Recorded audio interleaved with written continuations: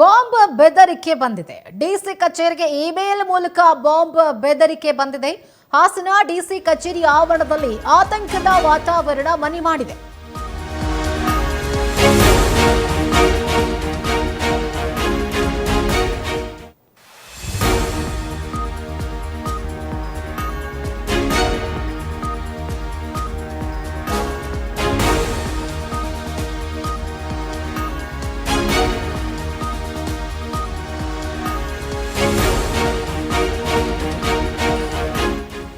Hassan DC ಕಚೇರಿಗೆ bomb ಬೆದರಿಕೆ ಬಂದಿದೆ. ಡಿಸಿ ಕಚೇರಿಗೆ ಇಮೇಲ್ ಮೂಲಕ ಬಂದಿರುವಂತಹ ಬಾಂಬ್ ಬೆದರಿಕೆಯಿಂದಾಗಿ ಹಾಸನ ಡಿಸಿ ಕಚೇರಿಯಲ್ಲಿ ಆತಂಕದ ವಾತಾವರಣ ಮನೆ ಮಾಡಿದೆ.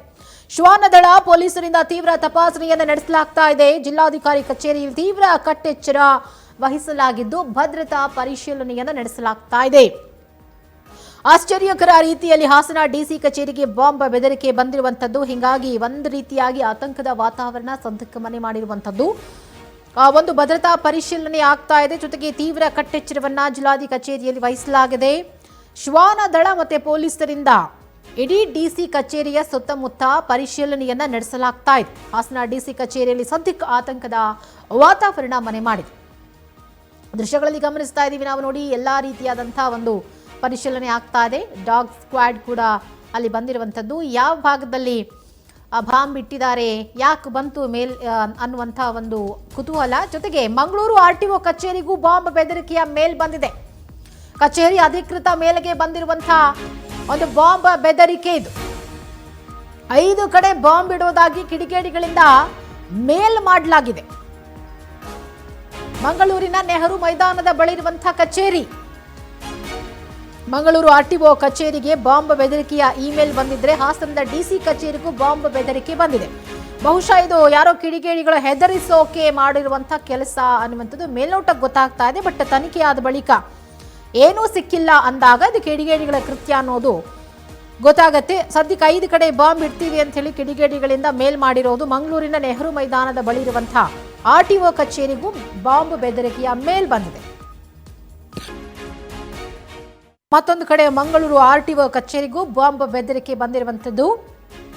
ಡಿಸಿ ಕಚೇರಿಗೆ ಇಮೇಲ್ ಮೂಲಕ ಬಾಂಬ್ ಬೆದರಿಕೆ ಬಂದಿದ್ರೆ ಮಂಗಳೂರು RTO ಕಚೇರಿಗೂ ಕೂಡ ಮೇಲ್ ಮೂಲಕ ಬಾಂಬ್ ಬೆದರಿಕೆಯನ್ನು ಹಾಕಲಾಗಿದೆ. ಹೀಗಾಗಿ ಭದ್ರತಾ ಪರಿಶೀಲನೆ ಆಗ್ತಾ ಇದೆ. 2 ಕಡೆ ಡಾಗ್ ಸ್ಕ್ವಾಡ್ಗಳನ್ನ ಇಟ್ಟು ಪರಿಶೀಲನೆಯನ್ನ ನಡೆಸಲಾಗ್ತಾ ಇದೆ. ಅನುಮಾನಾಸ್ಪದವಾಗಿ ಕಂಡು ಬಂದಿರುವಂತಹ ವಸ್ತುಗಳನ್ನು ಕೂಡ ಪರಿಶೀಲನೆ ನಡೆಸಲಾಗ್ತಾ ಇದೆ.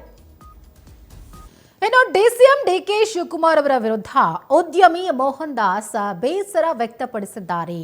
ಬೆಳಗಾವಿಯಲ್ಲಿ DCM DK ಶಿವಕುಮಾರ್ ಪ್ರತಿಕ್ರಿಯೆ ಕೊಟ್ಟಿದ್ದಾರೆ.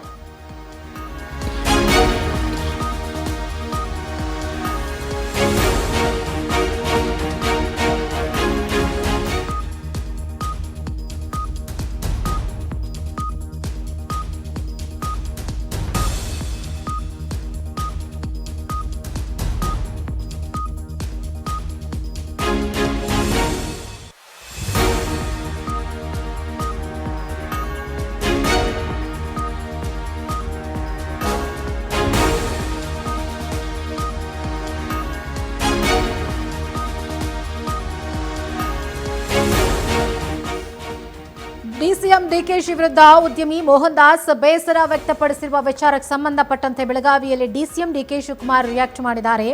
ಅವರು ಹಿರಿಯರಿದ್ದಾರೆ, ಸಲಹೆ ಕೊಟ್ಟಿದ್ದಾರೆ. ಆದರೆ ನನಗೆ ಬ್ಲಾಕ್ ಮೇಲ್ ಬೆದರಿಕೆ ಹಾಕೋಕ್ಕಾಗಲ್ಲ, ಎಚ್ಚರಿಕೆ ಕೊಡೋಕ್ಕೂ ಆಗಲ್ಲ. ಯಾಕಂದ್ರೆ ನಾವು ಇರೋದೇ ಜನರಿಗೋಸ್ಕರ. ಅಪಾರ್ಟ್ಮೆಂಟ್ ನಿವಾಸಿಗಳ ರಕ್ಷಣೆಗೆ ಮುಂದಾಗಿದ್ದೇವೆ. ಯಾರಿಗೋಸ್ಕರ ಕಾನೂನನ್ನ ತರ್ತಾ ಇದ್ದೀವಿ ಅಂತ ಹೇಳಿ ಬೆಳಗಾವಿಯಲ್ಲಿ DCM DK ಶಿವಕುಮಾರ್ ಮಾತನಾಡಿದ್ದಾರೆ.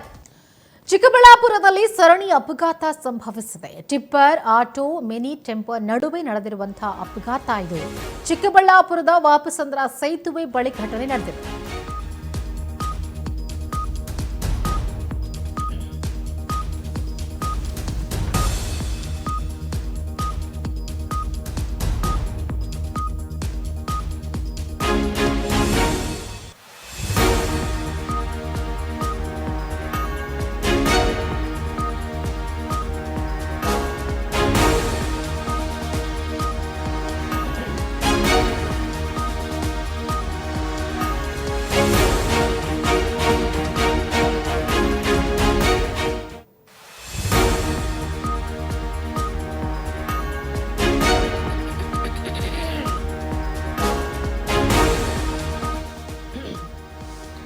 ಎಸ್ ಚಿಕ್ಕಬಳ್ಳಾಪುರದಲ್ಲಿ ಸರಣಿ ಅಪಘಾತ ಸಂಭವಿಸಿದ್ದು ಟಿಪ್ಪರ್ ಆಟೋ ಮಿನಿ ಟೆಂಪೋ ನಡುವೆ ಆಕ್ಸಿಡೆಂಟ್ ಆಗಿದೆ. ಅಪಘಾತದಲ್ಲಿ ಹೂ ತುಂಬಿದ್ದ ಮಿನಿ ಟೆಂಪೋ ಪಲ್ಟಿಯಾಗಿರುವಂಥದ್ದು.